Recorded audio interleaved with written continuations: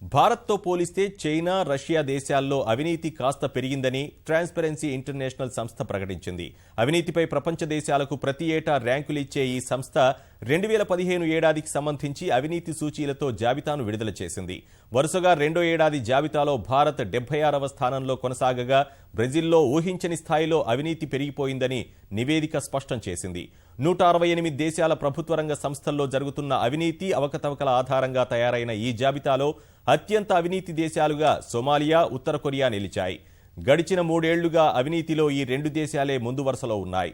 భారత్లో కంటే రష్యా, చైనాలో అవినీతి ఎక్కువగా ఉందని నివేదికలో తెలిపిన సంస్థ అవినీతి రహిత దేశాలుగా మరోసారి డెన్మార్క్ అగ్రస్థానాన్ని దక్కించుకున్నట్లు తెలిపింది.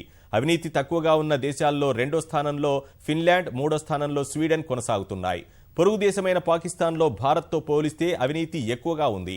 అమెరికాలో కంటే బ్రిటన్లో అవినీతి కాస్త తక్కువగా ఉందని తెలిపిన సంస్థ అవినీతికి వ్యతిరేకంగా ఆసియా దేశాల్లో ఎన్నో ఉద్యమాలు సాగుతున్నప్పటికీ ఫలితాలు మాత్రం నామమాత్రంగానే కనిపిస్తున్నాయని ప్రకటించింది.